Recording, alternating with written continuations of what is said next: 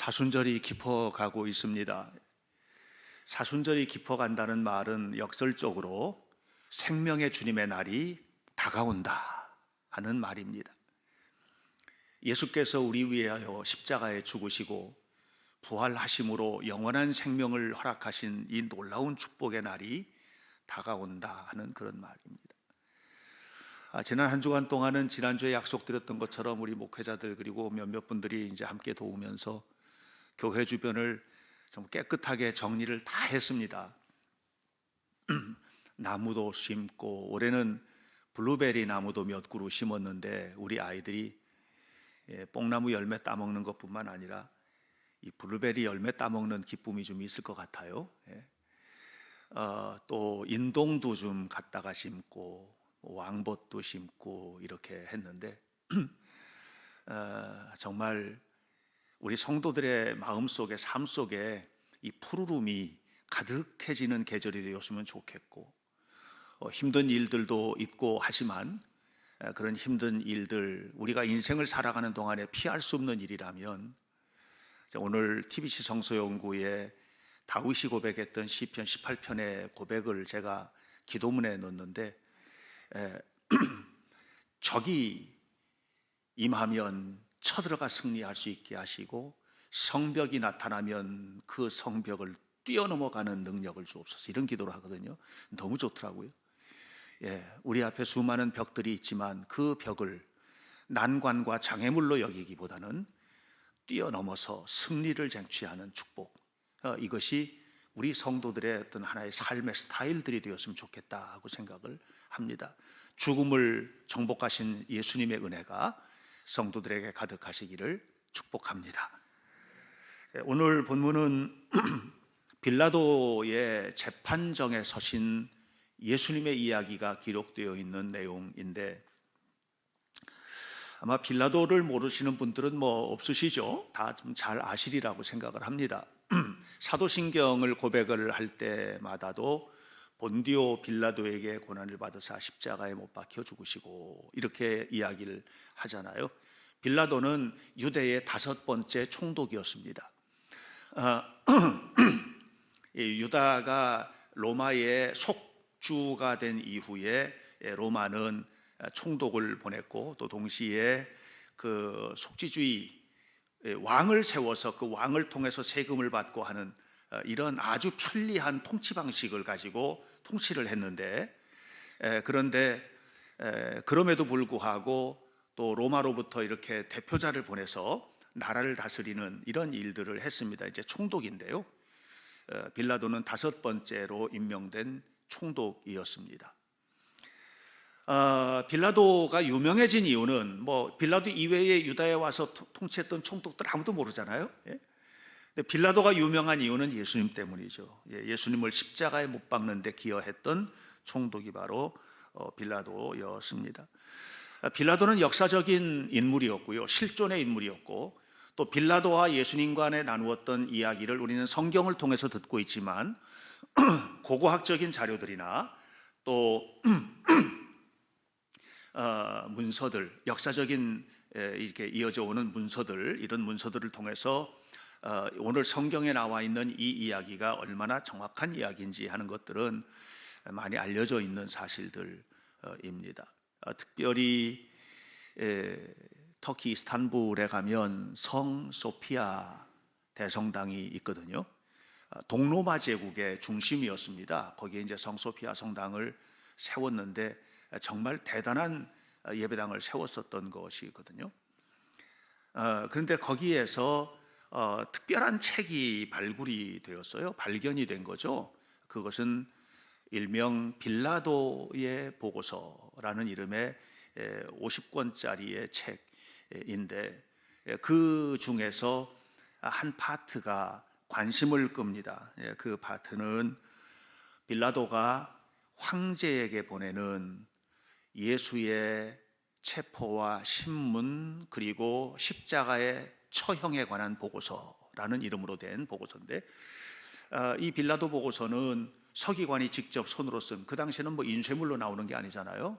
손으로 직접 쓴 그런 보고서입니다. 재판 보고서라고 볼 수가 있겠는데, 이 보고서는 저는 이제 우연히 좀 얻게 되어서 그 중에서 이 예수 그리스도의 처형과 관련된 보고서 내용을 이제 영문으로 된 것을 제가 받고, 요즘은 영어 잘 못해도 구글에 돌리면 다 번역이 됩니다. 그래서 이제 그것을 좀 살펴보면서 참 재밌는 것들이 뭐냐면, 그 빌라도가 와서 총독으로 통치하던 시대에 참 힘들었겠다 빌라도가, 이런 생각을 했습니다. 그러니까는 반란도 많이 나오고 뭐 여기저기서 어려운 환경들이 좀 많이 있는데, 그런 속에서 빌라도가 유다를 통치해 나갔던 것이에요. 그런데 그런 상황에서, 다시 말하면 굉장히 힘들었던 상황에서 빌라도의 꿈은 뭐냐면 이걸 다 잘 정리해야 되는 거예요. 반란도 정리하고 뭐 여러 가지 어려운 문제도 잘 정리해야 되는 거예요. 왜냐하면 그래야 로마로 진출할 수 있어요.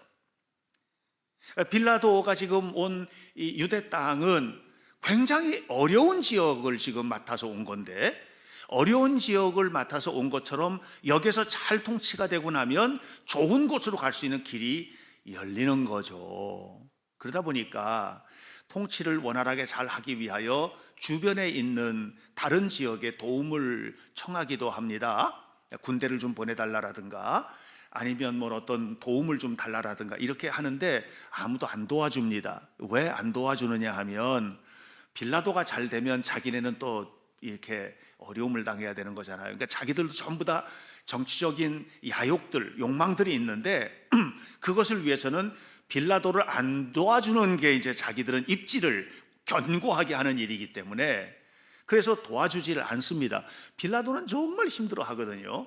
그러던 중에 예수를 만나는 겁니다.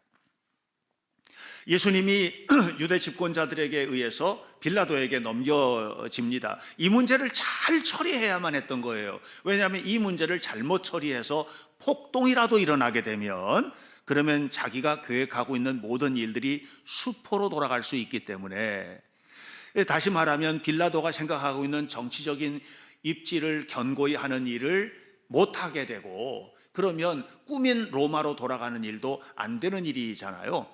이런 상황이었는데, 그런 상황에서 예수님이 이제 빌라도 앞에 서게 됩니다. 그때 빌라도가 예수님께 이렇게 질문합니다. 너가 진짜 유대의 왕이냐? 이렇게.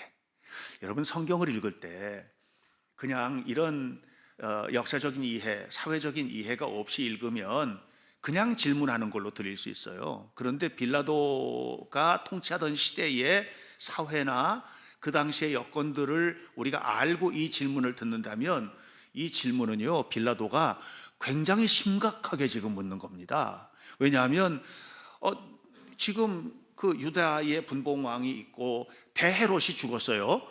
대헤롯이 누구냐면 예수님 태어날 당시에 베들레헴의 2살 아래 아이들 다 죽였던 무서운 왕이에요. 죽고 그 아들들이 여기저기 지금 이 유대 땅을 나눠서 통치를 하고 있는 거예요. 갈릴리 지역도 따로 있고 또 유대 지역도 따로 있고 이두레 지역도 따로 있고, 다 이렇게 따로따로 통치를 하고 있는 상황인데, 이게 뭐 왕이라고, 유대 왕이라고 하면서 누구 하나를 또 올려버리니까 이게 무슨 반란이나 밀란이나 무슨 문제가 일어나는 것 아니냐라고 하는 이런 생각을 할 수 있는 상황이거든요. 네가 유대의 왕이냐 하고 묻습니다. 그럴 때 예수님께서 그 빌라도에게 이렇게 말합니다. 나는 왕이 아니다. 진리를 증언하기 위해서 왔다. 이렇게. 진리를 증언하기 위해서 온 사람이다. 이렇게 말했습니다. 오늘 저는 여러분들과 함께 예수님의 이 한마디, 짧은 한 토막, 진리를 위하여 증언하기 위해 오셨다는 의미가 무엇인지 이 부분을 나누고 싶습니다. 여기에서 예수님은 지금 증언한다라는 이야기를 하셨는데, 이 증언한다라는 말의 의미가 중요합니다. 중동 지방에는 특별한 전통이 있습니다. 그 전통은 샤하다 전통입니다. 샤하다라는 말은 이것은 무슨 말이냐면 이슬람의 5개의 기둥 가운데 첫 번째 기둥이기도 한데, 근데 이 샤하다라는 말은 무슨 말이냐면 이런 말이에요. 일단 입 밖으로 내뱉은 말은 책임져야 한다, 이런 겁니다. 그 말이 얼마나 엄중해야 되는지에 대한 얘기를 하는 거예요. 함부로 내뱉지 마라, 함부로 말하지 마라, 이런 이야기이거든요. 이 샤하다라는 말, 그 말의 어원을 찾아 들어가 보니까 이 말에서 나온 또 다른 말이 있는데, 그 말은 영어로 martyr라는 말이에요. 이 말은 죽는다, 순교한다라는 말입니다. 그러니까 네 말 한마디 속에 삶과 죽음이 결정될 수도 있다, 이런 얘기를 지금 하는 거예요. 예수님께서 자주 하셨던 얘기 중에서 이런 얘기가 있습니다. 나는 이 세상을 구원하기 위하여 왔다. 나는 이 세상을 구원하기 위하여 왔다. 그래서 나는 죽어야 한다, 이런 얘기를 해요. 예수님께서 이 세상을 구원하기 위하여 십자가에서 죽어야만 한다는 얘기를 주님께서 하셨어요. 오늘 성경에서 예수님께서 나는 진리를 증언하기 위하여 왔다 할 때 이 증언한다라는 말, 이 증언한다는 말도 똑같습니다. 마르티르소라는 이 그리스어를 사용을 하셨는데, 이 말은 무슨 말이냐면 죽는다, 이 말입니다. 다시 바꿔 말하면 예수님이 나는 진리를 위하여 증언하러 왔다라고 말씀하셨을 때 그냥 말하러 왔다, 이 말이 아니에요. 말하러 온 것이 아니라 이 진리를 위하여 죽으러 왔다, 이 얘기를 지금 하시는 것입니다. 여러분, 세상을 살아갈 때 정말 중요한 게 있습니다. 그것은 말입니다. 여러분, 성경은 이 말의 중요성을 굉장히 강조합니다. 요한복음 1장은 이렇게 말을 합니다. 요한복음 1장은 태초에 말이 있었다. 그것을 성경은 말씀으로 번역했습니다. 태초에 말씀이 있었다. 이 말씀은 하나님과 함께 있었다. 그 말씀이 곧 하나님이시다, 이렇게 말했습니다. 그러니까 이 속에 굉장히 중요한 것이 있어요. 태초에는 말씀이 있었는데, 이 말씀이 하나님과 함께 있었는데, 이 말씀이 곧 하나님이라는 거예요. 말씀이 하나님이라는 거예요. 저는 이 말씀을 묵상을 하다가 진짜 그 큰 깨달음을 얻었어요. 그건 뭐냐면은 말의 인격성이에요. 말이 그 사람입니다. 여러분 평상시에 하는 말이 여러분이십니다. 여러분, 사람이 살다 보면 정말 말을 많이 하게 되잖아요. 그 사람이 누군지를 보려면요, 말 몇 마디 붙여보면 금방 압니다. 여러분, 우리는 말을 무겁게 여겨야만 합니다.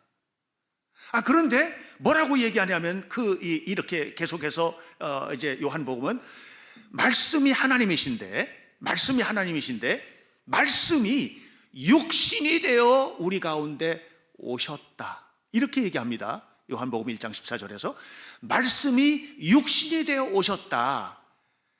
말씀은 하나님이에요. 육신, 우리 같은 몸을 입을 이유가 하나도 없는 거예요. 그런데 그 하나님이 육신을 입고 이 땅에 오셨다, 이렇게 얘기를 하는 겁니다. 이게 무슨 말이에요?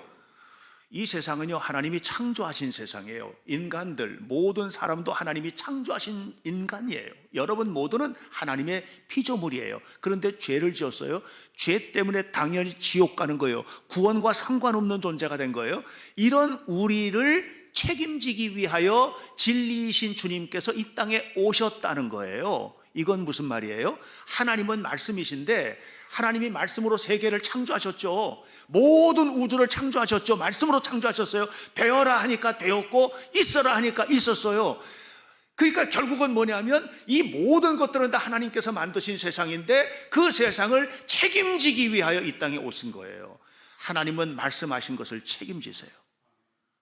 여러분, 오늘 우리도 말한 것을 책임질 줄 아는 존재가 돼야 돼요. 서로 말한 것도 책임지세요. 여러분, 말이 무겁게 여겨지도록 사셔야 돼요. 책임진다는 건 뭡니까? 행동하는 거거든요. 예를 들어서 부부가 살면서 사랑해 하고 또 이쪽에서도 사랑해 해서 결혼을 했잖아요. 그러면 이 결혼을 행복하게 하는 책임을 져야 돼요. 이게 말의 무게입니다. 말의 무게입니다. 여러분, 자녀를 향해서 우리가 말을 하잖아요. 자녀를 사랑한다 하고 얘기하죠. 그러면 이 사랑이 어떻게 돼야 되느냐 하면 무겁게 표현돼야 돼요. 근데 자식을 사랑한다라고 말을 하는데, 그런데 자녀는 그것을 사랑으로 안 느끼고 부담으로 느낄 수도 있어요. 왠 줄 아세요? 부모의 욕망이 그 속에 담겼기 때문이에요. 사랑하는 것이 아니라 부모가 자기의 욕망을 가지고 그냥 내가 너를 사랑해서 학원도 보내고, 내가 너를 사랑해서 무엇도 하고, 내가 너를 사랑해서 이렇게도 하고 하는데 그 속에는 뭐냐면 진짜 사랑이 아니라 부모의 욕구와 욕망이 표출되는 거예요. 그러니까 자식은 사랑이 아니고 부담으로 오는 거예요. 이게 엄청난 부담으로 오는 거예요.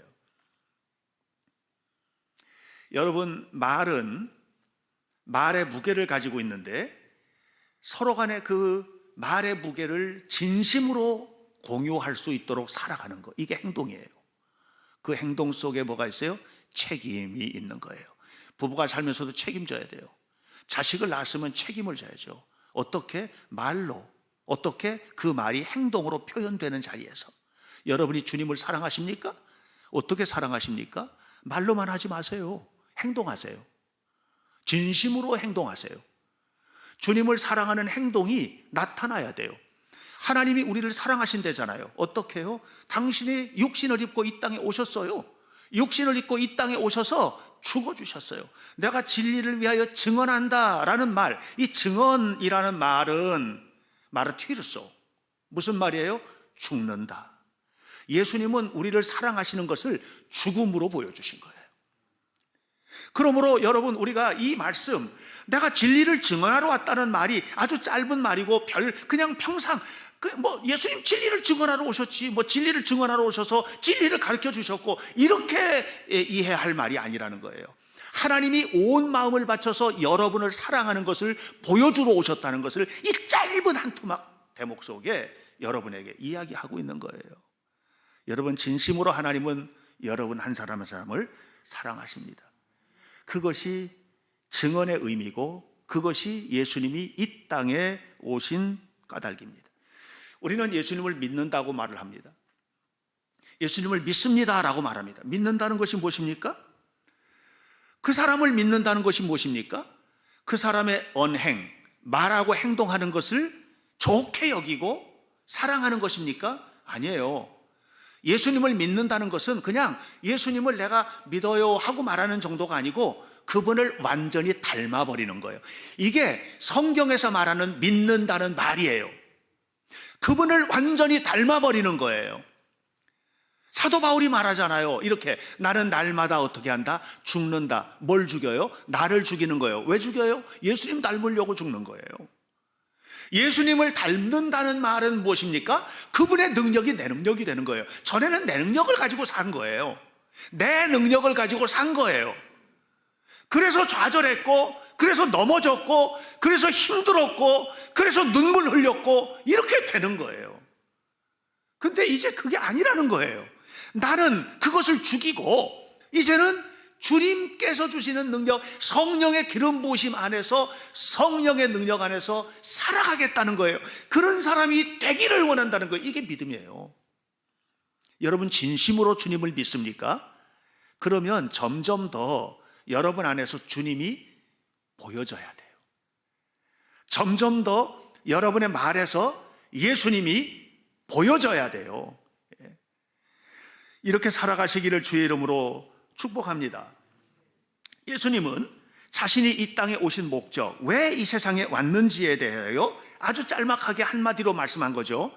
내가 이 세상에 온 것은 뭐냐? 진리를 증언하기 위하여 왔다. 이렇게 얘기했죠. 그죠? 진리를 증언하려 함이로다. 내가 이 세상에 온 것은 진리에 대하여 증언하기 위하여 온 것이다. 이렇게 얘기했어요. 여기서 두 가지입니다. 두 가지가 중요합니다. 내가 이 세상에 온 것은, 이게 중요합니다. 내가 이 세상에 온 것은 에고 에이미, 내가 이 세상에 투톤 게겐네마이, 이 세상에 온 목적은, 이 게겐네마이 목적은, 예수님이 이 세상에 온 것은요, 목적이 있어서 온 거예요. 목적이. 이 세상에 온 것은 이렇게 표현했지만 그리스어 원래 성경은 게겐네마이라는 말을 써요. 이게 목적이라는 말이에요. 예수님이 이 세상에 온 목적이 있는 거예요. 여러분, 삶을 살아갈 때는 목적을 가지셔야 돼요. 여러분, 목적이 없으면요, 과정도 없어요. 분명한 목적이 있어야 돼요. 목적이 있는 사람이 살아가는 것과 목적이 없는 사람이 살아가는 것은요, 삶의 질이 달라요. 질이 달라요. 우리 교회 아이들이 이제 4월 달서부터 5월 달까지 군대 가는 아이들이 되게 많아요. 예, 굉장히 많더라고요. 우리 효건이도 이제 군대를 가는데, 군대를 가요. 군대를 갈 때도 그냥 가는 사람하고 목적을 가지는 사람하고요 달라요. 군대 생활 자체가 달라요. 직장에 가는 사람들도 마찬가지예요. 이 직장을 내가 왜 가야 되는지를 목적을 가지고 가는 사람하고 그렇지 않은 사람하고는요, 직장 생활 자체가 달라요. 예. 일을 할 때도 목적을 가지고 일하는 사람과 그렇지 않은 사람은요, 그 일하는 내용 자체가 달라지는 거예요. 사업을 하는 것도 마찬가지예요. 모든 게 다 마찬가지예요. 게겐네마이. 예. 목적이 뭐냐 말이에요. 예수님은 목적을 가지고 오셨어요. 그래서 흔들리지 않은 거예요. 사도 바울이 예수님을 만난 다음에 디모데후서 4장을 보면 7절에 이런 말이에요. 내가 선한 싸움을 싸우고 달려갈 길을 달리고 믿음을 지켰다, 이렇게 했어요. 예수님을 만난 다음에 분명한 목적을 세웠거든요. 그건 뭐냐면 주님께서 원하시는 길을 가야 되겠다. 그런데 이 길을 흐트러지지 않고 살았다, 이렇게 말을 해요. 여러분, 분명한 목적을 가지고 사시길 바랍니다. 나이를 많이 먹고 젊고의 문제가 아니에요. 어느 상황에 있든지 지금부터 내가 살아가는 삶의 앞길은 분명한 목표, 분명한 목적, 분명한 과정을 이루어 나가는 삶을 살겠다 하는 그런 마음을 가지고 해요. 그 목적이 뭐예요? 예수님이 그 목적이 뭐라고 했어요? 진리에 대하여 증언하려는 것이다, 이렇게 말씀했어요. 진리에 대하여 증언하는 것이다. 마르티루소 데 알레세이아. 마르티루소 데 알레세이아. 마르티루소가 뭐예요? 증언이에요. 그게 무슨 말이냐 하면 죽는다, 순교한다, 이런 말이 거기서부터 나온 거거든요. 예, martyr라는 말이 거기서 나온 거예요. 진리를 위하여 죽는 것이 목적이다, 그랬어요. 그리고 예수님이 십자가에 죽으셨어요. 여러분 분명히 아시잖아요. 예수님도 육신을 입고 우리처럼 사람으로 사셨죠, 그죠? 그랬기 때문에 사람으로서의 요구사항이 있었어요. 예수님도 사람으로서의 요구사항이 있었거든요. 그건 뭐냐면 십자가를 안 지는 거예요. 어디에 나옵니까? 마태복음 26장을 보면 겟세마네 동산에서 기도하실 때 예수님이 이렇게 기도합니다. 주님, 이 고통스러운 잔이 지나가는 것이 내가 바라는 것입니다, 이렇게 말합니다. 이 고통스러운 잔이 그냥 지나가 버리게 하옵소서. 이게 내가 바라는 것입니다. 여러분, 예수님을 믿는 우리도 육신이 요구하는 요구사항이 있어요. 그것은 뭐냐면 그냥 잘 되는 것이고, 고통을 덜 받는 것이고, 힘든 일 안 만나는 것이고, 안 아픈 것이고, 세상에서 모든 것이 좋은 쪽으로 가는 것이고, 이건 우리의 육신이 원하는 거죠. 예, 원하는 거죠. 그런데 여러분, 성장하는 사람은요, 육신이 원하는 대로 안 삽니다. 성장하는 사람은 목표가 이끄는 대로 삽니다. 성장하는 사람은 다릅니다. 나 편한 대로 안 살아요. 성장하는 사람은. 나 편한 대로 사는 사람은 공부를 안 합니다. 나 편한 대로 사는 사람은 노력하지 않습니다. 왜냐하면 그 힘든 일이거든요. 그런데 예수님은 그렇게 말하지 않고 그 기도에 하나를 더 탁 붙이시죠. 뭐라고 해요? 내가 원하는 것은 이 십자가를 그냥 지나가는 것인데 주님께서 원하시는 것이 무엇입니까? 주님의 원대로 되기를 원하나이다. 이렇게 했습니다. 주님이 원대로 되기를 원하나이다. 그걸 뭐예요? 지금 이 한마디에 딱 표현하는 거예요. 진리를 위하여 증언하러 왔다. 그게 뭐예요? 하나님께서 원하시는 거였어요. 그건 진리를 위하여 죽는 거예요. 십자가에서 죽는 거예요. 이거를 위해서 온 거예요. 예수님의 목적은 뭡니까? 십자가에서 죽는 겁니다. 왜 그래야만 합니까? 우리가 죽어야 되는 자리에서 대신 죽으셔야만 했기 때문이에요. 내가 죄 때문에 죽어서 영원히 지옥 갈 수밖에 없는데, 영원히 지옥 갈 수밖에 없는, 영원히 절망할 수밖에 없는, 영원히 무너질 수밖에 없는 내가 죽지 않도록, 내가 지옥 가지 않도록, 내가 무너지지 않도록 대신 주님이 짊어지신 거예요. 이게 목적이에요. 그 목적을 이루신 거예요. 저는 우리 현대교회 성도들이 분명한 목적이 있기를 바라요. 세상에서도 목적을 가져야죠. 내가 뭐가 되고 싶다. 꿈이죠. 예. 또 내가 어떤 삶을 살고 싶다. 꿈이죠. 그러나 진정한 목적은 무엇입니까? 이 모든 꿈과 이 모든 소망, 이 모든 기대 그 위에 이 모든 것이 하나님께서 기뻐하시는 일이었으면 좋겠다. 정말 하나님께서 원하시는 일이었으면 좋겠다. 내가 최선을 다하는 삶이, 그래서 내가 최선을 다해서 열심히 노력을 할 텐데, 이 노력하는 것이 내 육신의 요구가 발현되는 자리로 끝나는 것이 아니라 하나님께서 기뻐하시는 일, 그 길을 가는 걸음이었으면 너무나도 좋겠다. 이런 사람이 함부로 살겠어요? 이런 사람이 되는 대로 살겠어요? 이런 사람이 노력 안 하겠어요? 이런 사람이 육신이 좋은 대로만 살겠어요? 아닐 거 아니에요. 그죠? 빌라도가 요구했던 것은 뭡니까? 세상의 영화입니다. 그래서 네가 왕이냐? 이렇게 물었던 겁니다. 빌라도가 요구했던 겁니다. 그런데 예수님은 그게 아니에요. 예수님이 말씀하시는 것은 하나님께서 기뻐하시는 일, 그 일이에요. 이것이 예수님께서 말씀하시는 거였어요. 사도 바울이 이걸 깨달았어요. 그래서 고린도전서 1장 18절에서 이렇게 말합니다. 세상 사람들이 볼 때는 이 십자가가 부끄러운 것이고 망하는 것이고 더러운 것이고 추악한 것이지만 구원을 얻는 우리에게는 영광스러운 것이다. 이게 예수님을 만났던 바울의 고백이에요. 십자가는 영광스러운 게 아니거든요. 그런데 구원을 얻는 우리에게는 그런 거라는 거예요. 갈라디아 6장 14절에도 똑같은 얘기예요. 내게는 예수 그리스도의 십자가 외에는 결코 자랑할 것이 없습니다. 예수님의 십자가만 자랑한다는 거예요. 그래서 바울이 탄생한 겁니다. 바울은 세상에서 성공한 사람이 아닙니다. 그러나 역사적으로 성공한 사람입니다. 어떤 면에서 그는 복음을 위해서 온 세상이 구원받는 일을 위해 하나님 앞에 쓰임받았어요. 최고의 성공을 한 사람이죠. 사랑하는 여러분, 성공은 무엇입니까? 돈 잘 버는 것도 성공입니다.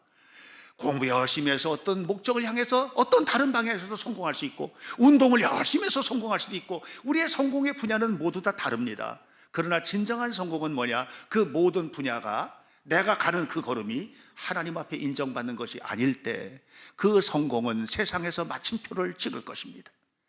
우리는 이 세상을 뛰어넘어서 영원한 세계에서 하나님의 품에 안기는 날 더 큰 성공을 누리게 될 겁니다.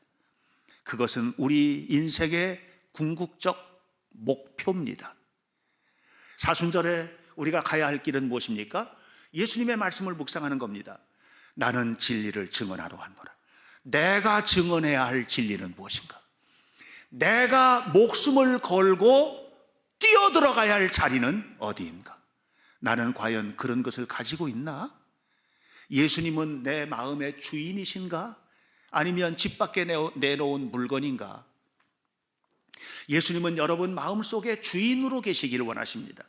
그리고 주인 되신 그 주님께서 여러분을 붙드시고 위대한 승리의 자리로 이끌어 가실 것입니다. 진리를 증언하러 왔노라. 여러분의 인생도 진리를 증언하는 복된 삶의 여정이 되시기를 주님의 이름으로 축복합니다. 기도하겠습니다. 무엇을 하든지 어디에 있든지 진리를 증언하는 존재로, 진리를 증언하는 사람으로 하나님 앞에 살아가도록 인도해 주시기를 원합니다. 우리가 모두 다 잘 될 수는 없고, 우리가 모두가 다 이 세상에서 살아가면서 정말 하나님의 뜻대로 완벽하게 살 수는 없지만, 그러나 우리의 마음의 중심에 우리는 진리를 증언하는 자로 살아야 한다는 거룩한 소명감을 갖게 하시고, 직장을 생활을 하든 사업을 하든 공부를 하든 어떤 역할을 하든 신앙생활도 교회 생활도 가정 생활도 진리를 증언하는 삶이 되게 하옵소서. 예수님의 이름으로 기도하옵나이다. 아멘.